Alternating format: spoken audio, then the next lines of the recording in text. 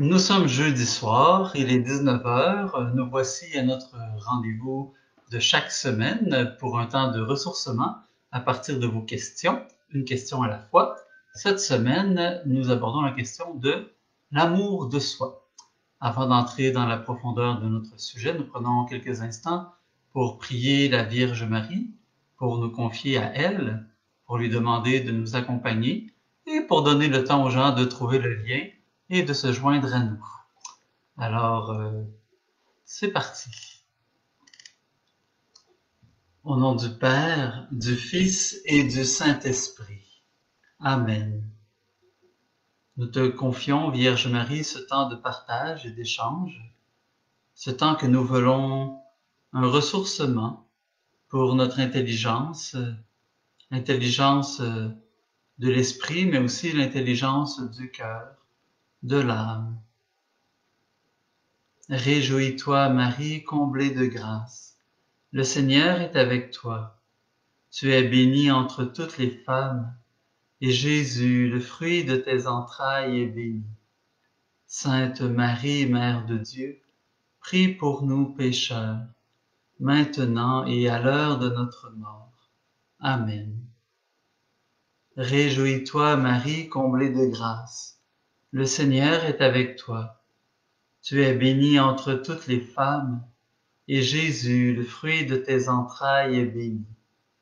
Sainte Marie, Mère de Dieu, prie pour nous pécheurs, maintenant et à l'heure de notre mort. Amen. Réjouis-toi, Marie, comblée de grâce. Le Seigneur est avec toi. Tu es bénie entre toutes les femmes, et Jésus, le fruit de tes entrailles, est béni. Sainte Marie, Mère de Dieu, prie pour nous pécheurs, maintenant et à l'heure de notre mort. Amen. Prie pour nous, Sainte Mère de Dieu, afin que nous soyons toujours trouvés de plus en plus dignes des promesses de Jésus-Christ. Au nom du Père, du Fils et du Saint-Esprit. Amen. Alors, je vous souhaite le bonsoir. C'est déjà une joie de voir que certains ont écrit un petit mot. Bonjour à Anne, bonjour Francine. Alors, comme à mon habitude, je vous pose la question.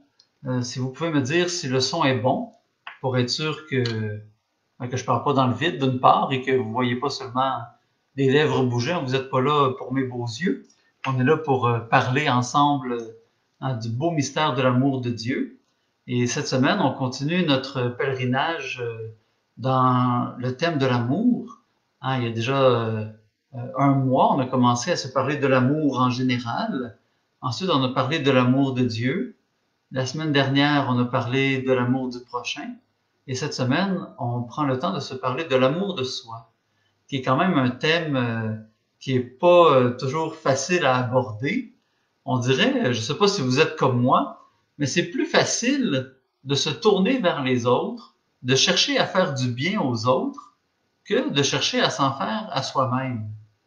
On dirait qu'il y a une gêne, une peur ou une crainte que de se tourner vers soi, comme si, à trop s'aimer, il y aurait des risques de devenir égoïste, de sortir de l'esprit de l'Évangile.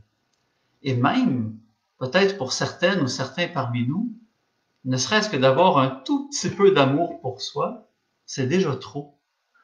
Parce que parfois c'est notre histoire qui fait que on ne se sent pas digne d'être aimé, on ne se sent pas capable ou à la hauteur de l'amour. Parfois c'est simplement parce que on a une conviction profonde qui s'est installée dans notre tête. S'aimer, c'est dangereux parce que ça nous coupe des autres, ça nous tourne vers nous-mêmes. Ce soir, on va prendre le temps d'aborder ces questions-là, de se poser la question, comment ça se présente cet amour de Dieu, cet amour de Dieu pour nous, et comment ça se présente le fait d'alimenter cet amour-là en nous, par nous-mêmes. Déjà, recevoir l'amour des autres, c'est pas facile, mais On peut, dans un acte de charité, dire oui, j'accepte que l'autre puisse manifester de l'amour à mon endroit. C'est une manière de reconnaître sa générosité, sa bonté. C'est une manière de le laisser aimer, de laisser Jésus aimer à travers cette personne-là, qu'elle puisse goûter à cette joie-là.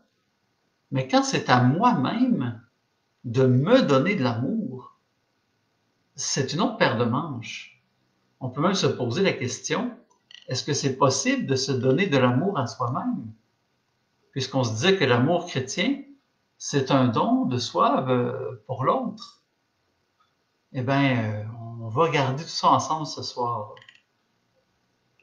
Donc, j'aurais envie, dès le départ, de vous poser une question. Et je vais lancer la question. Elle devrait apparaître normalement dans votre écran. Et... Oh, par contre, il faut juste que je ferme ça. Moi, je ne suis pas encore habitué tout à fait. Donc, normalement, voilà, la question devrait être apparue. À quel moment précis de sa vie Jésus nous sauve-t-il? Alors, c'est une question que je vais répondre juste un petit peu plus tard, mais j'aimerais avoir déjà vos idées. Il n'y a pas de bonne ou de mauvaise réponse, là. On y va avec là où j'en suis aujourd'hui, avec ma foi, avec ma compréhension des mystères de Dieu, avec ma connaissance, avec ce que j'ai pu lire dans la parole de Dieu, à travers peut-être des retraites spirituelles que j'ai vécues, à travers mes réflexions personnelles aussi, à travers le fruit de ma prière. Qu'est-ce que je comprends de l'amour de Dieu qui me sauve? Donc, la question que je vous pose d'entrée de jeu, et vous pouvez répondre soit dans les commentaires ou soit directement dans la petite case qui s'affiche.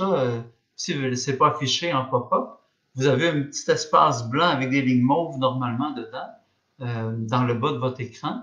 Vous cliquez dessus, puis la question s'affiche. À quel moment précis de sa vie Jésus nous sauve-t-il?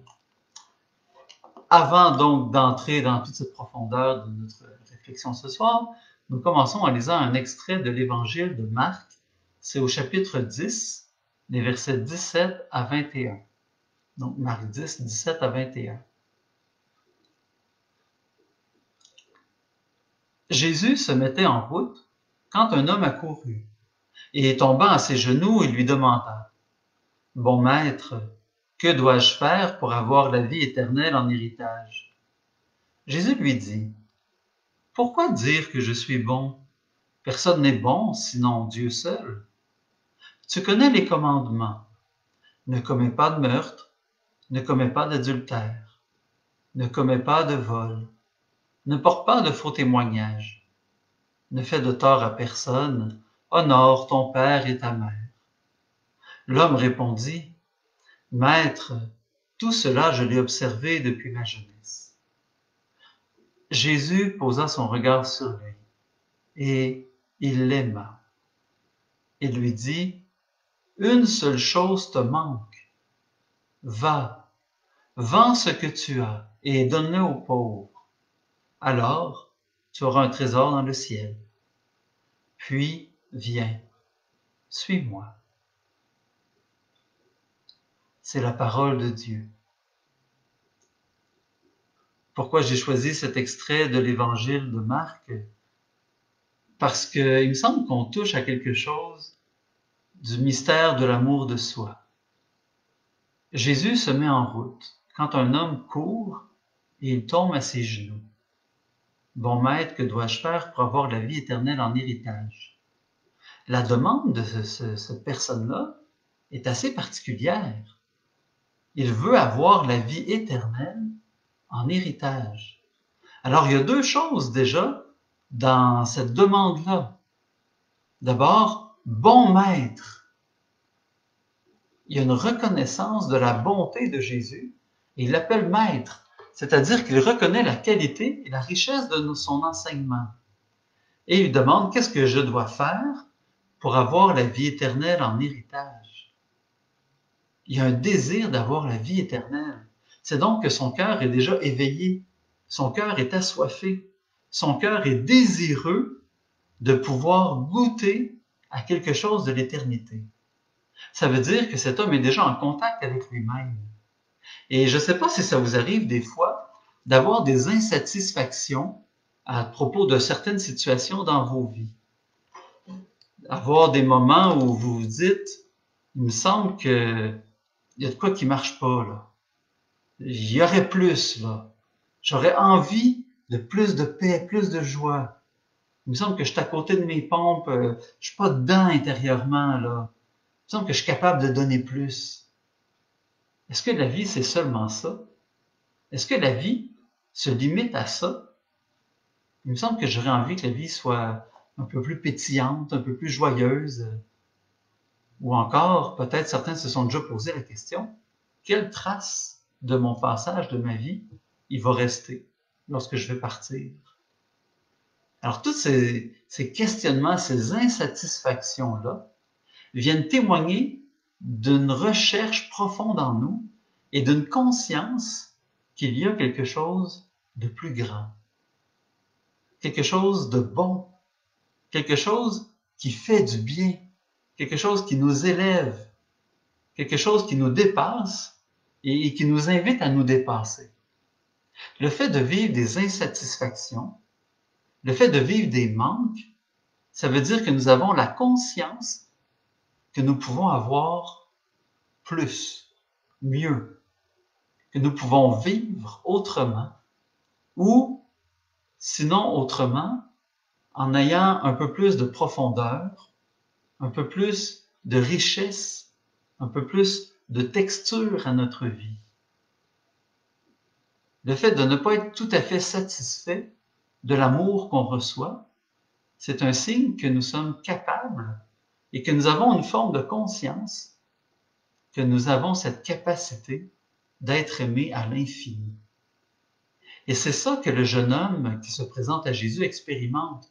Que dois-je faire pour avoir la vie éternelle en héritage? Et Jésus va lui dire, tu connais les commandements. En fais pas de mal à personne.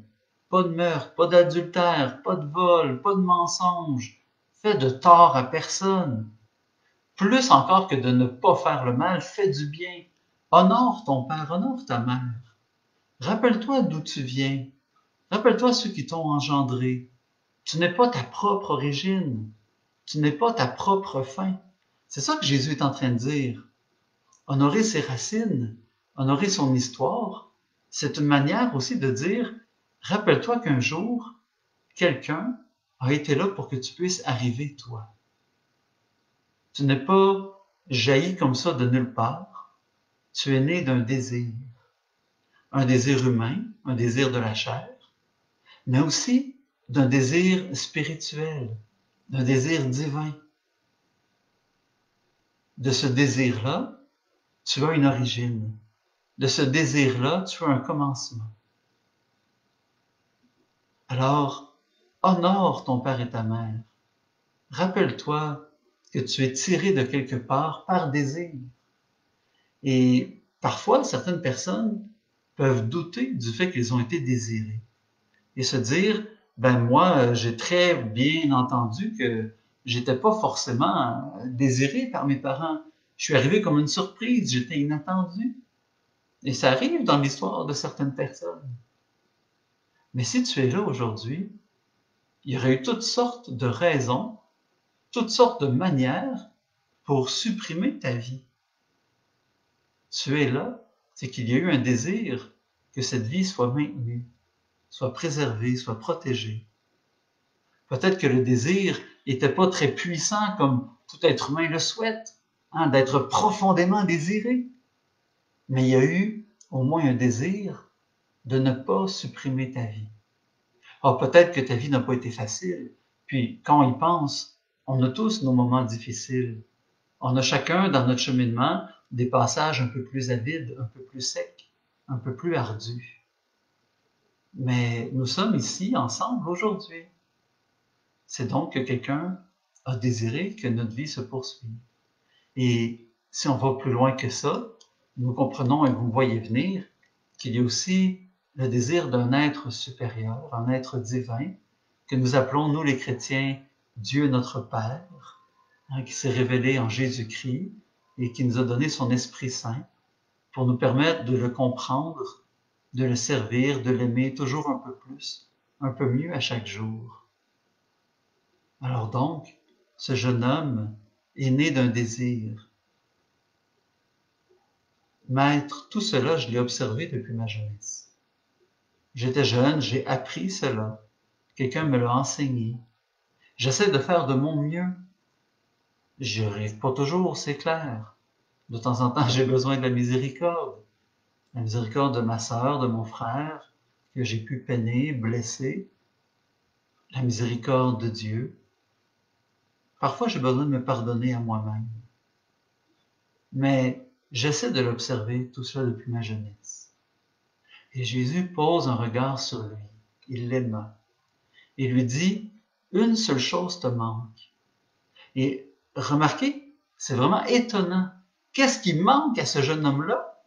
Lui qui a tout, va, vends ce que tu possèdes et donne-le aux pauvres. Alors tu auras un trésor au ciel.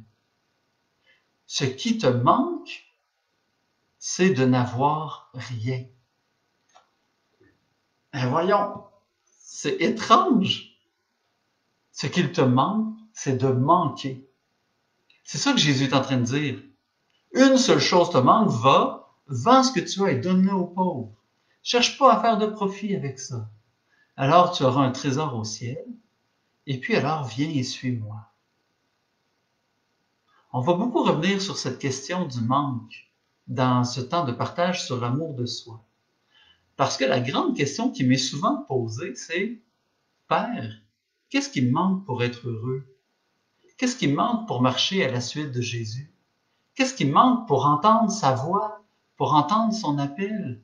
Qu'est-ce qui me manque pour reconnaître ma vocation et y répondre? » Et souvent, ma réponse est un peu à l'image de celle de Jésus. Ne pose pas la question de ce qui te manque. Pose-toi la question, qu'est-ce que tu as en trop? Qu'est-ce que tu as en trop pour suivre Jésus? Il nous invite à marcher sur un chemin de simplicité, un chemin d'abandon, de confiance, un chemin de providence, un chemin où l'amour est roi, où l'amour se révèle à chaque instant, dans chaque situation. Et si j'ai les mains pleines, comment recevoir l'amour? C'est mystérieux, hein? Ce que ça veut dire, c'est que dès l'instant de ma conception, dès l'instant où Dieu m'a désiré, il a déjà déposé en moi tout ce que j'avais besoin pour vivre l'entièreté de ma vie, pour vivre mon éternité, en partageant son bonheur, en vivant de sa paix, en sa présence. C'est-à-dire qu'il ne me manque rien. J'ai déjà tout reçu en moi. J'ai déjà en moi tout ce qu'il faut pour être une sainte, un saint, pour être un chrétien engagé. Il ne me manque rien. Dieu ne crée rien de défectueux. Dieu me crée exactement comme j'ai besoin d'être pour marcher sur les chemins qui vont se présenter à moi. Il a déjà tout déposé en mon cœur, en mon âme, dans mon intelligence. Par contre, la manière dont il le dépose, s'il ne crée rien de défectueux, il crée tout dans un esprit de fécondité, de responsabilité, de responsabilisation. Un peu comme la semence qu'on dépose en terre, il y a tout dans cette petite semence de rien du tout pour donner non seulement un grand chêne, mais un chêne qui à son tour va donner des semences et faire une forêt entière. Dans le simple gland du chêne, il peut y avoir une forêt et des forêts entières. Dans le cœur d'une seule personne, il y a tout pour engendrer des centaines, des milliers, des millions de saintes et de saints. Nous avons déjà tout en nous, dans notre ADN spirituel.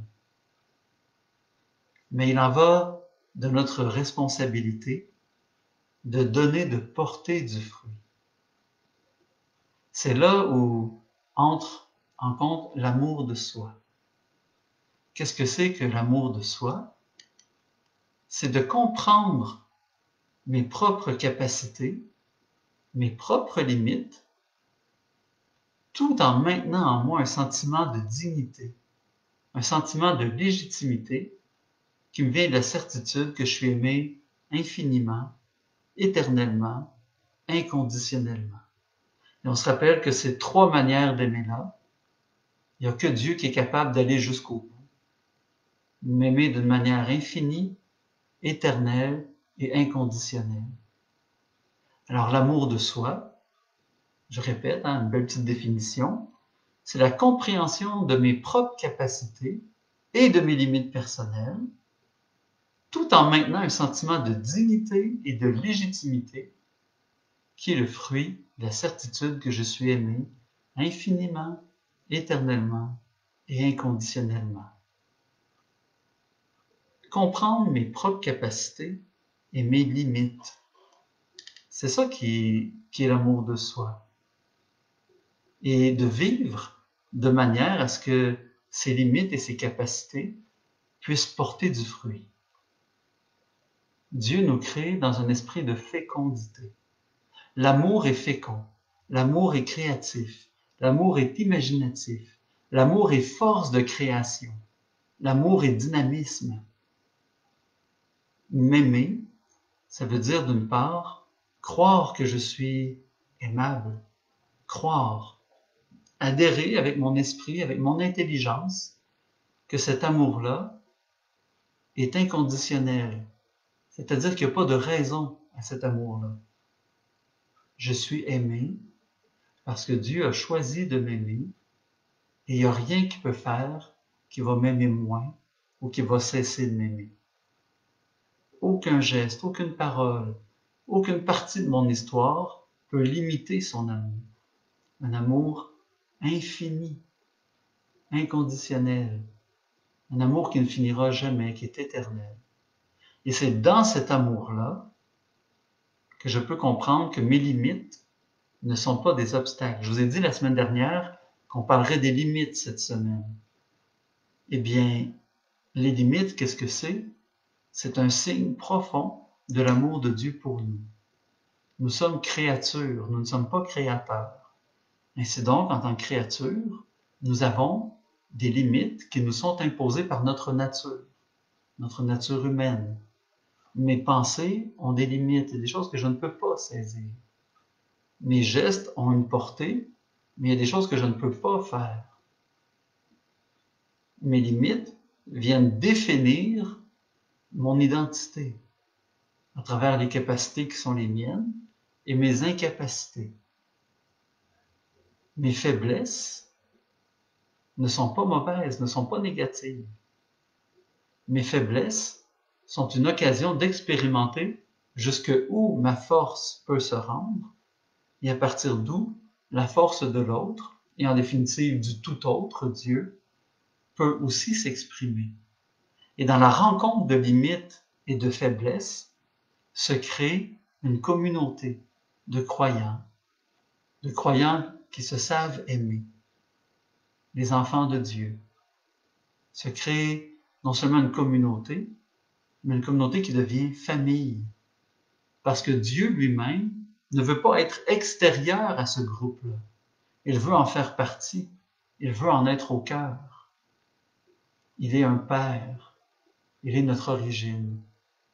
Et nos limites et nos faiblesses ne sont donc pas un obstacle, mais un lieu de rencontre. Lorsque j'arrive face à une limite, j'arrive à un lieu de décision. Et dans la décision, je peux entrer dans l'égoïsme ou dans l'amour de moi-même. L'égoïsme, c'est d'être attaché de manière excessive à moi-même. Et ce que ça provoque, c'est une recherche exclusive de mon propre plaisir et de mon intérêt personnel. Donc, c'est de l'individualisme. Je suis enfermé sur moi-même.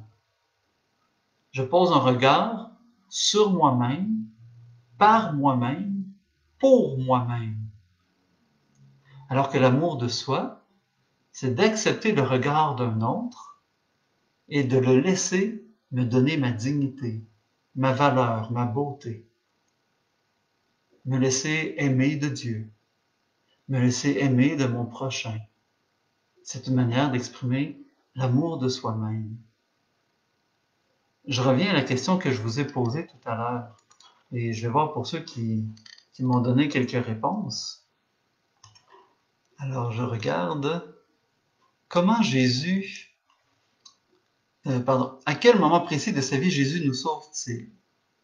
Alors, on a Guylaine qui nous dit sur la croix, Ginette qui nous dit c'est en devenant enfant de Dieu par notre baptême. Et elle nous rappelle aussi que les sacrements sont un lieu dans lequel nous sommes sauvés. Monique qui nous parle dans ma petitesse, qui m'indique que Dieu peut venir à mon aide. Francine, je crois que c'est lorsqu'il décide de s'incarner, de devenir l'un de nous afin de nous comprendre. Diane dit lors de sa passion, par sa mort sur la croix. Anne nous dit au moment où il était dans son humanité, totalement impuissant, cloué, brisé par amour. Jean-François dit à chaque moment de la journée. Et là, je m'excuse, je voudrais pas déformer le nom. Rasoloniatovo, je m'excuse de déformer ton nom, à sa mort sur la croix. C'est clair que la mort de Jésus sur la croix est un moment charnière dans l'histoire du salut. Mais encore une fois, il y en a qui m'ont vu venir, ma question est un peu piégée. Est-ce qu'on peut dire qu'il y a un moment précis de la vie de Jésus qui nous sauve? Ah oui et non. En réalité, Jésus nous sauve par toute sa vie, à chaque instant de sa vie. C'est par toute sa vie qu'il nous sauve. Est-ce que c'est dans un geste précis qu'il fait? Dans un mouvement? Est-ce que c'est dans la mort, dans la souffrance? Et souvent, on a interprété le mystère de la croix comme étant le mystère de la souffrance qui sauve. Il faut souffrir pour être sauvé. Il faut souffrir pour comprendre Jésus de l'intérieur. Il faut souffrir pour être uni à lui, pour communier à lui. Alors que dans le fond, c'est pas la souffrance qui est prédominante, même si elle est existante. Ce qui nous sauve, ce n'est pas le geste de Jésus, mais son attitude intérieure. C'est comment il vit ce moment-là qui fait que nous sommes sauvés. Et au moment de la croix, ce que nous découvrons, c'est que Jésus a une confiance totale dans l'amour du Père. C'est dans cet amour profond, cette conviction de Jésus qu'il est aimé éternellement, infiniment et inconditionnellement par Dieu, que Jésus est en train de nous acquérir le salut. C'est à ce moment précis, mais ce qui est important de se rappeler, c'est que ce n'est pas le moment de la croix, c'est le moment où Jésus se laisse aimer par Dieu. Alors, est-ce qu'il ne se laisse aimer par Dieu qu'au moment de la croix? Bien sûr que non. Oui, de manière très forte, on le voit. Mais est-ce qu'à la résurrection, Jésus ne se laisse pas aimer tout autant? Dans une totale abandon, totale confiance, totale acceptation de l'amour du Père pour lui. Mais si c'est vrai à ce moment-là, est-ce que ce ne serait pas vrai au moment où Jésus entre au temple pour la première fois, quand il a 12 ans? Est-ce que c'est pas aussi vrai au moment où Jésus est à Cana et qu'il change l'eau en vin en se tournant vers le Père? Au moment où il ressuscite Lazare des morts, où il guérit les lépreux? Au moment peut-être où simplement, en silence, dans la prière, il est dans la montagne? Peut-être que pendant les 30 premières années de sa vie, alors qu'il est peut-être à l'école, qu'il est sur les genoux de Marie, qu'il est en train de jouer avec ses camarades, alors que Jésus est en train d'apprendre un métier avec Joseph. À chacun de ces moments-là, Jésus vit dans cette attitude de croire qu'il est aimé profondément de Dieu, de manière infinie, éternelle, inconditionnelle. À chacun de ces instants, Jésus prend conscience de la limite de la capacité qui est la sienne. Et il se laisse complètement remplir dans cette capacité. Rappelons-nous ce que nous disions la semaine dernière. Hein, que ce soit un dé à coudre, que ce soit un verre, une citerne, c'est pas l'espace qui est important. C'est le fait que cet espace soit entièrement rempli. L'amour de soi, c'est d'accepter les capacités qui sont les miennes, d'en être reconnaissant, de vivre dans la reconnaissance, non pas parce que les choses me sont dues, mais parce que les choses m'ont été données avec amour. Et que si elles m'étaient reprises, je ne manquerais de rien. Ce n'est pas d'avoir qui importe, c'est de rendre grâce de ce que nous avons. C'est la relation que ce que nous avons peut créer. Est-ce que le fait d'avoir ou de manquer va influencer ma relation avec Dieu? Et c'est là où j'entre dans l'amour de moi-même. Je reconnais que j'ai des limites. Je reconnais aussi que j'ai des capacités. Et à travers ces limites, à travers ces capacités, ça me permet de développer une relation unique avec Dieu. Il n'y a que moi qui a l'ensemble des capacités et des limites qui me font. Et si Dieu avait voulu que je sois différent, il avait le pouvoir de me créer différemment. Mais il ne l'a pas fait. Je suis celui que je suis aujourd'hui. Et c'est donc que Dieu m'a voulu ainsi. Bien entendu, le péché marque mon histoire et vient altérer, vient changer, vient transformer ce que Dieu aurait voulu pour moi, de bon, de beau, de bien, de merveilleux. Mais en même temps, dans sa miséricorde, il vient me prendre, me relever, me sauver. Alors comment Jésus m'a-t-il acquis le salut? Oui, par sa mort sur la croix, mais pas que. Oui, par sa résurrection d'entre les morts, mais pas que. C'est par toute sa vie. Et pas dans les actions, mais dans la manière de les accomplir.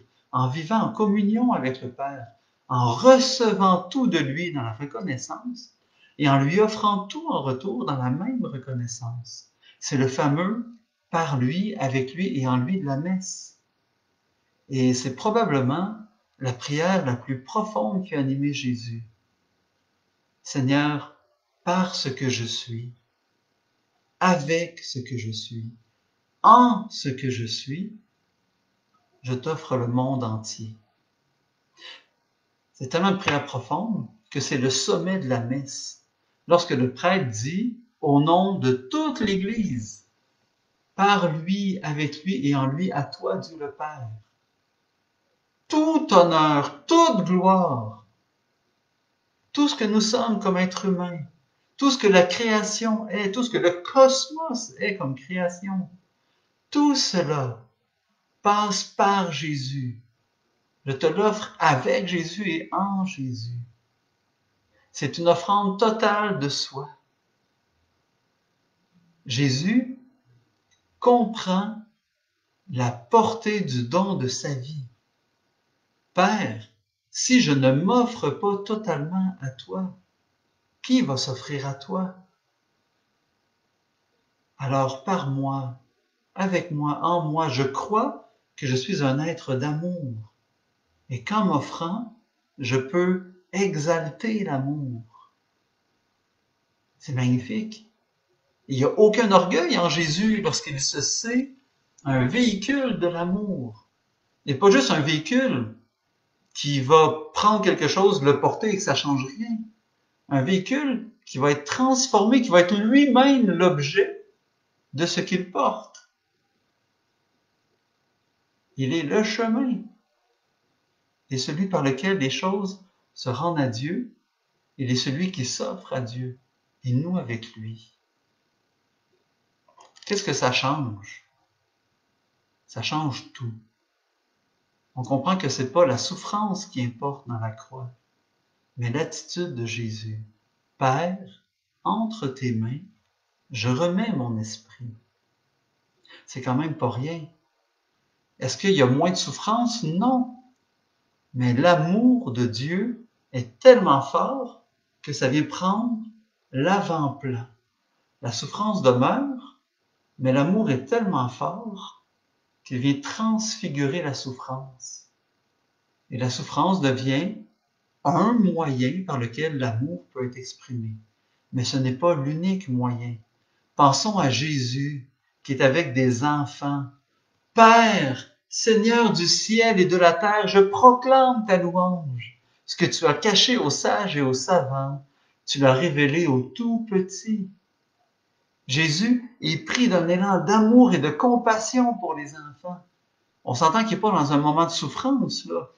Jésus, sous l'action de l'Esprit Saint, exulte et il s'exclame « Père ».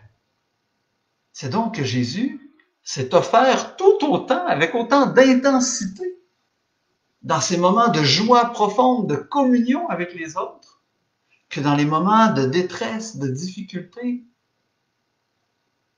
Ça change tout. Parce que ce que ça veut dire, c'est que moi, je peux développer cette même attitude. Et c'est ça, l'amour de soi. C'est de croire que ce n'est pas des circonstances extérieures qui conditionnent mon amour, mais les circonstances extérieures deviennent le lieu d'expression d'un amour qui demeure en moi. Lorsque Jésus est sur la croix, il va dire une phrase un peu mystérieuse. Certains parmi vous s'en rappellent sans doute. Élie, Élie, lama sabachthani. Ce qui signifie, mon Dieu, pourquoi m'as-tu abandonné? Et là, des gens autour vont dire, voilà qu'il appelle le prophète Élie. Laissons-le sur la croix, laissons-le souffrir. Voyons si Élie va venir le délivrer. Ce que ces gens ne comprenaient pas, c'est que Jésus était en train de faire une profession de foi, un acte d'espérance, un acte de confiance. Vous savez, ce fameux « Mon Dieu, pourquoi m'as-tu abandonné ?» il est tiré du psaume 21. Et ce psaume 21 est un psaume d'espérance profonde au moment où le serviteur est dans une souffrance, une détresse innommable. J'aimerais vous lire le psaume 21. Lorsqu'on commence, on a l'impression que tout est perdu. Mon Dieu, pourquoi m'as-tu abandonné? Le salut est loin de moi, loin des mots que je rugis. Mon Dieu, je t'appelle tout le jour et tu ne réponds pas. Même la nuit, je n'ai pas de repos. Toi pourtant, tu es saint, toi qui habites les hymnes d'Israël. C'est en toi que nos pères espéraient. Ils espéraient et tu les délivrais. Quand ils criaient vers toi, ils échappaient. En toi, ils espéraient, ils n'étaient pas déçus. Et moi, je suis un ver, pas un homme. Je suis raillé par les gens, rejeté par le peuple. Tous ceux qui me voient me bafouent. Ils ricanent, ils hochent de la tête. Ils comptaient sur le Seigneur qu'il le délivre, qu'il le sauve puisqu'il est son ami. C'est toi, Seigneur, qui m'as tiré du ventre de ma mère. C'est toi qui m'as mis en sûreté entre ses bras. À toi je suis confié dès ma naissance. Dès le ventre de ma mère, tu es mon Dieu. Ne sois pas loin. L'angoisse est proche, je n'ai personne pour m'aider. Des fauves nombreux me cernent, des taureaux de Bashan m'encerclent, des lions qui déchirent et qui rugissent ouvrent la gueule contre moi. Je suis comme l'eau qui se répand, tous mes membres se disloquent, mon cœur est comme la cire, ils fond au milieu de mes entrailles. Ma vigueur a séché comme l'argile, ma langue colle à mon palais. Tu me mènes à la poussière de la mort. Oui, des chiens me cernent, une bande de vauriens m'entoure. Ils me percent les mains et les pieds. Oui, je peux compter tous mes os. Ces gens me voient. Ils me regardent. Ils partagent entre eux mes habits. Ils tirent au sort mon vêtement. On s'entend qu'il n'y a pas grand-chose de réjouissant. C'est la détresse, la solitude, c'est la souffrance, c'est la déchéance, c'est la perte de dignité. Il n'y a plus rien à quoi s'accrocher. Je suis seul, j'ai plus personne sur qui compter. Alors on s'entend que lorsqu'on entend ça, On peut dire, coudonc, Jésus, as-tu perdu la foi? Est-ce que Jésus a oublié à quel point Dieu a été bon avec lui, qu'il est un Père? Et souvent, on peut se sentir comme ça. C'est des paroles que moi, je pourrais dire tellement souvent à différentes périodes de ma vie où je me suis senti comme un moins que rien, oublié, blessé. Mais si on continue, on entend la suite. Mais toi, Seigneur, ne sois pas loin. Ô ma force, viens vite à mon aide. Préserve ma vie de l'épée et arrache-moi aux griffes du chien. Sauve-moi de la gueule du lion et de la corne des buffles. Tu m'as répondu, et je proclame ton nom devant mes frères, je te loue en pleine assemblée. Vous qui le craignez, louez le Seigneur, glorifiez-le, vous tous, les descendants de Jacob. Vous tous, redoutez-le, les descendants d'Israël, car il n'a pas rejeté, il n'a pas réprouvé le malheureux dans sa misère. Il ne s'est pas voilé la face devant lui, mais il entend sa plainte. Tu seras ma louange dans la grande assemblée. Devant ceux qui te craignent, je tiendrai mes promesses. Les pauvres mangeront, ils seront rassasiés, et loueront le Seigneur, ceux qui le cherchent. À vous tous, toujours la vie et la joie. Et on s'entend. La personne est encore au cœur de sa souffrance, mais son espérance est beaucoup plus grande. La personne sait à quel point Dieu ne va pas l'abandonner et que cette souffrance n'est qu'un prétexte pour la lumière de Dieu de venir éclairer dans une noirceur qu'on pensait immense, infinie presque. Oui, la terre entière se souviendra, elle reviendra vers le Seigneur. Chaque famille de nations se prosternera devant lui. Oui, au Seigneur la royauté, le pouvoir sur les nations. Tous ceux qui festoyaient s'inclinent. Promis à la mort, il plie en sa présence. Et moi, je vis pour lui, ma descendance le servira. On annoncera le Seigneur aux générations à venir. On proclamera sa justice au peuple qui va naître. Voilà son œuvre. Et moi, je vis pour lui, ma descendance le servira. Il y a quelques instants encore, le psalmiste est en train de dire, ma langue s'attache à mon palais. Mon espérance est comme l'argile qui a séché au soleil, qui est fragile et qui peut se fracasser. Je ne vaux plus rien, je n'ai plus rien. Ma descendance le servira. La fécondité, la certitude que l'amour de Dieu ne connaît pas de frontières, ne connaît pas de limites, et qu'il veut passer par moi alors que je n'ai plus rien à offrir. Jésus sur la croix est dépouillé de tout, même de ses vêtements. Il est dépouillé de ses amis, de ses intimes, de ses proches. Il est seul, abandonné de tous, criant vers un Dieu qui ne répond pas. Il n'a plus rien. Et pourtant, alors qu'il est dans le dénuement complet, il choisit de croire qu'il est un instrument de l'amour, alors qu'il n'a plus les forces pour aimer. Ce n'est pas d'avoir des capacités qui importe, c'est de les mettre en œuvre, de les mettre à disposition. Que ce soit un dé à coudre, un verre, une citerne, un océan. L'amour de soi, c'est de croire profondément en ma dignité, de croire en la légitimité de l'amour. C'est-à-dire que ce n'est pas une question d'être ou non à la hauteur de quelque chose pour être aimé, mais de laisser cet amour pénétrer en moi, et précisément dans les moments où j'ai l'impression que j'en suis le moins digne. C'est à ce moment-là où l'amour de soi me relève dans la dignité et me permet de voir et de croire en l'amour des autres. Jésus va le dire, hein? Ce n'est pas de voir, mais de croire qui importe. Croire. Et parce que je crois, je peux voir. Parfois, on attend de voir des signes extraordinaires pour pouvoir dire « je crois ». Mais c'est à partir du moment où on adhère au fait que Dieu est amour, que cet amour est infini pour nous. Donc, de s'aimer assez pour laisser cet amour pénétrer en nous, eh bien l'argile séchée retrouve quelque chose de son élasticité, de sa souplesse. On peut le reformer. Ce palais qui est desséché, cette langue qui colle, est désaltérée par la bonté de l'amour qui circule en moi. L'amour de soi, c'est l'acceptation, c'est d'assumer que je suis aimé d'un tout autre.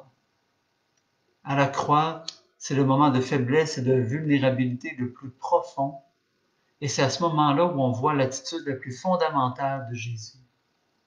Père, je remets entre tes mains mon esprit.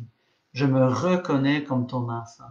Et peu importe les apparences, je crois qu'en ce moment même, ton amour se déploie. Alors que tous me voient comme quelqu'un qui est condamné, un misérable, moi je sais qu'il y a une dignité en moi et que de cette dignité peut jaillir un élan extraordinaire. Reconnaître ce que nous sommes, ce que nous avons reçu, c'est l'étape, c'est la porte d'entrée pour pouvoir goûter à l'amour de soi. S'aimer soi-même, reconnaître, accepter, assumer que Dieu m'a fait la grâce de m'élever à la dignité d'être son enfant. C'est ça, l'amour de soi. Accepter d'être aimé. Accepter l'amour. Le laisser faire son œuvre, le laisser faire son chemin en moi.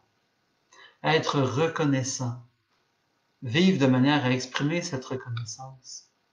Savoir tout apprécier comme un cadeau de la vie. Dans le livre de Job, il est écrit « Nous acceptons le bonheur comme une bénédiction de la part du Seigneur. Et le malheur, pourquoi ne l'accepterions-nous pas aussi? » Dans le fond, bonheur et malheur, ce n'est pas quelque chose qui existe à l'extérieur de moi-même, de ma pensée. C'est à partir du moment où j'accorde de la valeur à une situation que celle-ci prend la valeur de bonheur ou de malheur. La même situation, selon que je la regarde comme étant une opportunité de rencontre et d'approfondissement d'un amour infini, éternel et inconditionnel avec Dieu, va devenir un bonheur. Et le même événement, du moment où je choisis de me fermer à la possibilité de cet amour-là envers moi, ça devient une situation de malheur. Jésus, dans le livre, pas Jésus, Dieu, dans le livre d'Isaïe, va dire « Je mets devant toi le mal et le bien, le malheur et le bonheur, la malédiction et la bénédiction. Choisis donc le bien. Choisis donc le bonheur. » Le bonheur, ce n'est pas quelque chose qu'on doit aller chercher. C'est quelque chose qui est déjà en nous. C'est une décision. Ça fait drôle à dire, hein? On pense souvent que le bonheur, c'est quand on est enfant, quand je vais être plus grand, quand je vais avoir mon vélo, quand je vais avoir ma voiture, quand je vais avoir un travail, quand je vais avoir un époux, une épouse, quand je vais avoir des enfants, quand je vais avoir une maison, quand je vais être à ma retraite, quand mes enfants vont être bien placés, quand ils vont être en sécurité. C'est des choses qui permettent d'exprimer le bonheur. Mais le bonheur, ça ne dépend pas de ça. Le bonheur, c'est une manière de vivre. C'est de vivre en croyant profondément que je suis un être d'amour et que tout autour de moi peut devenir une occasion pour que l'amour puisse jaillir. C'est gros ce que je suis en train de dire, hein? Je ne sais pas comment vous réagissez à ça. Le bonheur, c'est pas quelque chose qui se construit. C'est quelque chose qui est déjà en nous. C'est le fruit d'une décision, de s'aimer. Et je rappelle, qu'est-ce que c'est que l'amour de soi? C'est d'avoir la connaissance de ses limites et de ses capacités, et avec tout ce que je sais de moi-même, de croire et de vivre de manière digne et légitime, en sachant que cet amour-là, cette dignité, cette légitimité, me vient de l'amour de Dieu. Qu'est-ce que ça provoque chez vous? Est-ce que vous aviez déjà pensé que le bonheur, On n'avait pas besoin de le construire, de le recevoir, mais que c'était simplement le fruit de l'amour de soi. S'aimer assez pour vivre du bonheur, pour que tout autour de moi devienne un espace de rencontre de cet amour éternel, infini, inconditionnel. C'est pas banal ce qu'on est en train de dire. Je serais curieux de savoir ce que ça provoque chez vous. Je vous donne un exemple très concret. Ma sœur m'exprimait cette semaine, elle a commencé à travailler dans les CHSLD. Elle est dans les services de désinfection. Et ma sœur m'exprimait que depuis un certain nombre d'années, elle avait une certaine difficulté de s'approcher des personnes, de toucher les gens, d'oser manifester de l'amour avec le contact humain. Elle avait une certaine répulsion devant certaines fragilités humaines, certaines faiblesses. Mais là, devant ce besoin-là, elle a osé prendre une réorientation de carrière et se mettre au service de l'autre. Et à travers différentes expériences, différentes rencontres, différents échanges avec les personnes, elle a été amenée. Elle est là seulement pour faire le ménage habituellement, mais évidemment, tu fais le ménage et il y a un être humain à côté là, et qui va demander de l'aide tantôt pour mettre les chaussures, pour déplacer une table ou des choses comme ça. Et puis ben, elle s'approche des gens et puis tranquillement, son cœur s'ouvre sans qu'elle s'en rende compte. Et puis elle me dit il y a quelques jours, Francis, sans m'en apercevoir, je me suis rendu compte que j'avais envie de câliner mes enfants, de leur exprimer de l'amour en les touchant. Je me rends compte que c'est le fruit de, de mon travail auprès des personnes vulnérables. Et ce qui m'a motivé, c'est en pensant à ces personnes-là de me dire, hey, mais ça pourrait être mon père ou ma mère. Comment j'aimerais que des gens s'occupent de mes parents s'ils devaient être dans une situation semblable à celle-là. Et elle a choisi de s'investir pour chaque personne, comme si c'était ses parents, ses enfants. Et elle a retrouvé en elle des forces neuves, des capacités qu'elle avait oubliées. Elle a retrouvé cette dignité de femme, cette dignité d'enfant. Et ça lui a ouvert des portes. Et aujourd'hui, ben, elle rêve d'en faire tout un métier, une carrière sur du long terme. Elle est complètement séduite par ce qu'elle vit, par le chemin qui s'est fait en elle. Il a fallu qu'elle accepte cette capacité et ses limites aussi. Quelqu'un me posait la question récemment, oui, mais il y a des limites que je ne peux pas dépasser. On dit souvent qu'il faut dépasser ses limites comme chrétien. Je ne sais pas où est-ce qu'on a vu ça dans la Bible. À nulle part, c'est écrit qu'il faut se dépasser. C'est d'aimer qui nous est demandé, simplement. Et on pense souvent que l'amour, c'est de s'oublier, de se mettre dans un coin, de mettre de côté ce qu'on aime. Et la personne me disait, des fois j'ai l'impression qu'il y a une espèce de distance entre le discours de la psychologie et l'appel à l'idéal de l'Évangile. Et c'est vrai qu'en apparence, selon la conception qu'on peut avoir de l'un et de l'autre, il peut y avoir une opposition. Mais en réalité, il faut réaliser que c'est Dieu qui est le créateur de l'être humain. C'est lui qui nous a façonnés. Et pas juste dans notre corps, pas juste dans notre spiritualité, mais aussi dans notre intelligence, dans nos capacités psychiques, dans notre psychologique. Et il nous veut en harmonie. Et parfois, on peut avoir peur que si on enfreint, si on va contre la volonté de Dieu, eh ben, il va se retirer, puis il va prendre ses distances, puis il va nous oublier, puis on est condamné à la tristesse. Mais c'est comprendre la volonté de Dieu de manière un petit peu mesquine. Dieu ne veut pas notre malheur. Dieu connaît notre histoire. Dieu veut marcher avec nous. Le désir de Dieu, sa volonté ultime, c'est d'abord d'être fécond. J'y reviens. La fécondité. C'est le premier commandement de toute la Bible. Dieu, le premier commandement qu'il va donner, c'est « Soyez féconds, multipliez-vous, remplissez la terre. J'ai créé quelque chose de bien pour vous, de bon pour vous. La terre a besoin de vous aussi. J'ai créé pour qu'il y ait cette harmonie. En prenant soin de la terre, l'être humain permet aussi de recevoir de la terre ce qu'il faut pour vivre. » Et quelle est la réaction de l'humanité? On voit ça au début de la Genèse. Eh bien, plutôt que d'être fécond, de se multiplier, de remplir la terre, construisons une tour vers le ciel, la tour de Babel, vous connaissez l'histoire. Répandez-vous sur la terre, qu'est-ce qu'on fait? On veut faire une tour pour aller vers le ciel. Qu'est-ce que Dieu va faire? Mais il va devoir semer la confusion dans le langage, que les gens n'arrivent pas à construire cette tour pour qu'ils puissent entrer dans la fécondité. Non pas fuir la terre, mais habiter la terre et donner à la terre de donner son fruit.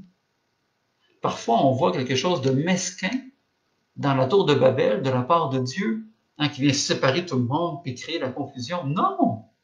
Il sait ce qui est bon pour l'humain. Soyez féconds, multipliez-vous. Allez sur la terre, il y a du bon partout. Dieu nous connaît et il va mettre en œuvre ce qu'il faut. On pourrait voir ça comme un malheur. Nous voulons faire ceci, Dieu nous ouvre un espace de rencontre tout autre. Une autre phrase de Jésus, « Ce qui fait la joie de mon Père, c'est que vous donniez du fruit, un fruit abondant et qui demeure. » Fécondité. L'amour est créateur, l'amour est fécond. Alors je n'ai pas à avoir peur de m'aimer, de me donner des marques de tendresse, de me faire du bien, dans la mesure où c'est fécond. Est-ce que le geste que je pose pour me faire du bien est un geste qui porte un fruit d'évangile, un fruit de paix, de joie, de bonté? Est-ce que c'est un fruit qui m'ouvre?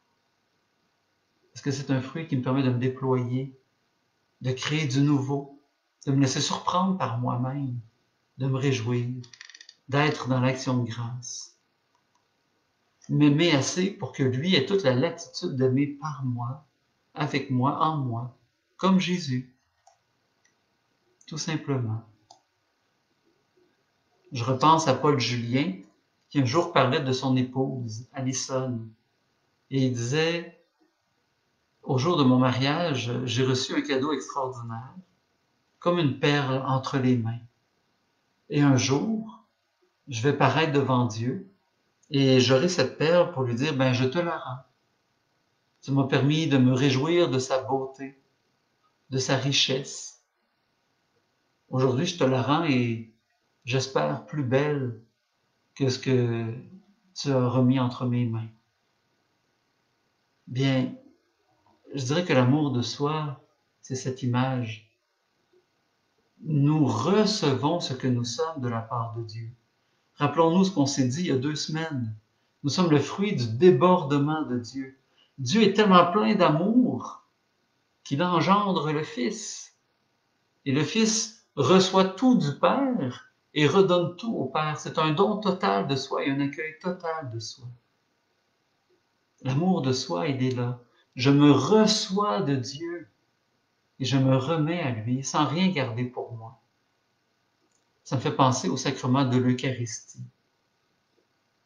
À l'Eucharistie, lorsque je tends la main et que le prêtre la dépose dans ma main et qu'il me dit « le corps du Christ », eh bien c'est le Christ qui me fait confiance, qui se dépose sans réserve dans mes mains et qui me dit « ta main, peu importe ce qu'elle a fait avant, j'accepte de reposer dedans. Ta bouche, peu importe ce qu'elle a dit avant, j'accepte de reposer dedans. Ton corps, ton cœur, ton âme, peu importe d'où il arrive, j'accepte de reposer dedans, entièrement, totalement, définitivement. L'Eucharistie, c'est une école. Il ne regarde pas qui le reçoit, il se donne à qui a besoin, à qui vient quémander. C'est pareil pour moi. Apprendre de l'Eucharistie, à me remettre en confiance à celui qui a besoin, à celui qui quémande, à celui qui demande. L'Eucharistie me permet de communier au corps du Christ. Mais ce corps-là, c'est pas seulement l'hostie consacrée, c'est le corps de l'Église. C'est chaque personne qui est là dans l'Église. C'est chaque enfant, chaque baptisé. C'est donc moi aussi. Ça veut dire qu'à l'Eucharistie, je reçois Dieu. À l'Eucharistie, dans la même communion, je reçois mon prochain. Mais à l'Eucharistie, je me reçois. Je me reçois de Dieu. Je reçois ce que je suis, dans mes capacités et dans mes limites. Et je peux le recevoir avec bienveillance. Je me reçois tout le temps. Alors la question, ce n'est pas qu'est-ce qui me manque, mais qu'est-ce que j'ai en trop? Qu'est-ce qui empêche de recevoir ce que je suis de Dieu? Qu'est-ce qui empêche tout ce que Dieu veut déposer en moi, d'avoir son espace pour y reposer?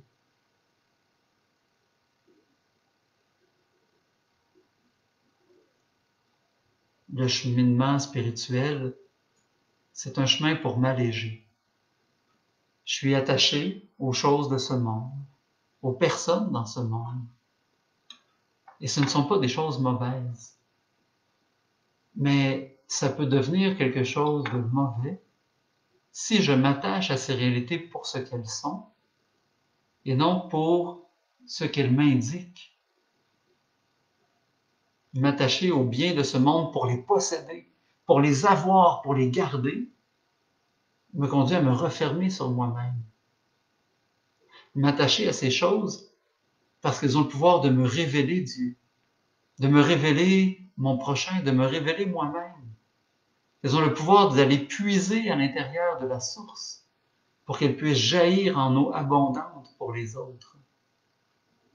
M'attacher au bien de ce monde qui passe parce qu'il me permet de m'attacher au monde qui ne passe pas. Dieu vient donc assumer tous les aspects de mon humanité.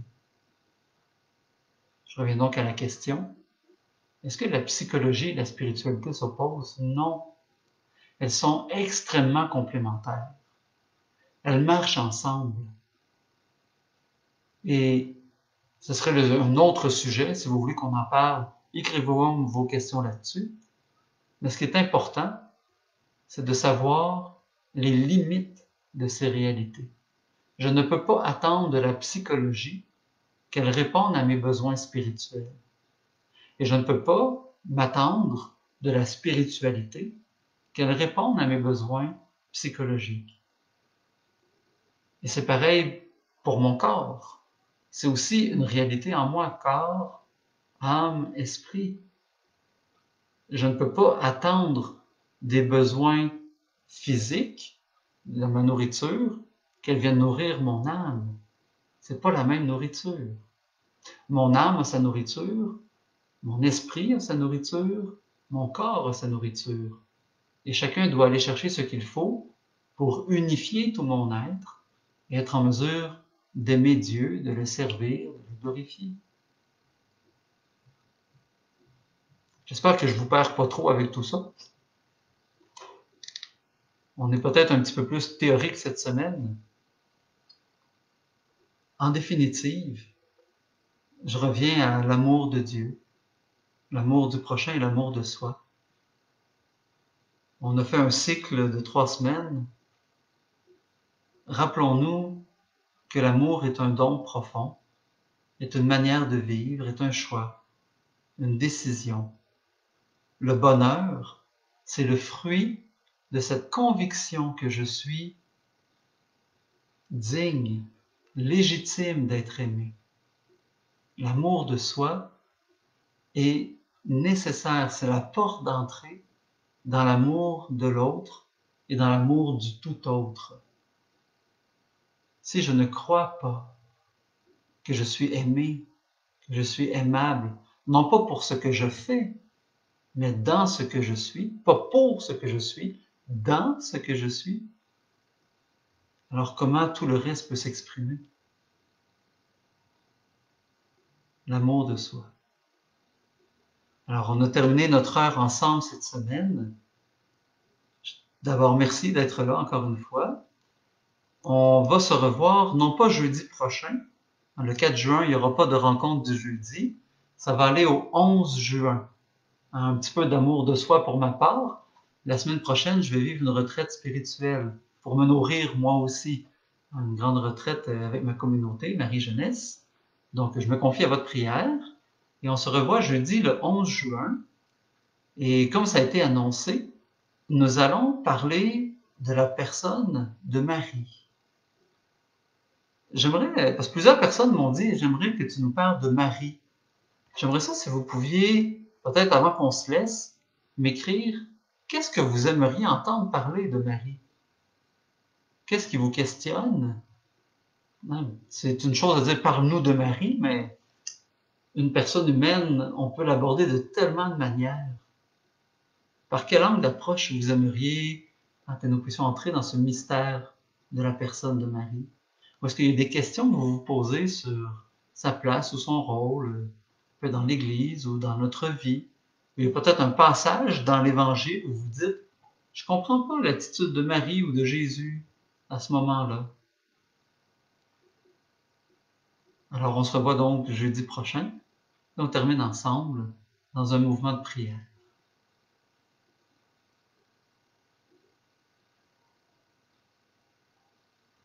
Vierge Marie, on vient de parler de toi, et c'est vers toi que mon cœur se tourne à la fin de cette soirée. Personnellement, ça a été long avant que j'accepte la possibilité que je puisse avoir de l'amour pour moi-même. Et je sais que c'est pas une évidence à chaque jour. J'ai souvent besoin de me rappeler que l'amour de soi, ce n'est pas un regard égoïste sur moi-même, mais un regard humble et vrai, pour savoir reconnaître mes capacités, pour les mettre au service, pour savoir aussi reconnaître mes limites et les accepter pour aller à la rencontre de l'autre. Je te remercie, Marie, d'être la mère de l'Église, d'avoir mis des sœurs et des frères sur mon chemin, d'avoir attiré à Dieu tant d'hommes et de femmes avec tant de qualités. Merci d'ouvrir mes yeux à travers le regard que ces frères et ces sœurs peuvent poser sur moi lorsqu'ils mettent en lumière ces espaces où je peux agir de certaines manières en conformité avec l'Évangile ou que je fais des efforts pour vivre en chrétien. Merci parce que je me rends compte que j'ai besoin des autres souvent pour recevoir le regard de Dieu sur moi. À travers ta bénédiction, Marie, parce que oui, une mère, ça bénit ses enfants aussi. À travers cette bénédiction que tu veux nous accorder ce soir, donne-nous d'entrer dans la profondeur de notre humanité. Tu es humaine, fille d'humain. Apprends-nous à nous approcher de Jésus, du Père, à vivre dans l'Esprit, spécialement alors que nous sommes à quelques heures de célébrer la Pentecôte.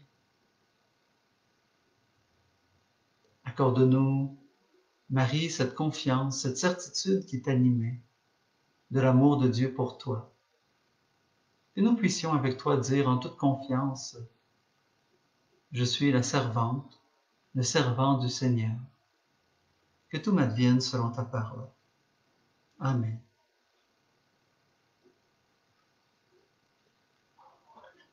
Alors, je vous souhaite une belle fin de soirée, bien chaude et collante si on se fie à la journée. Merci de me laisser vos questions par rapport à Marie. pour la semaine prochaine et je vous dis à bientôt.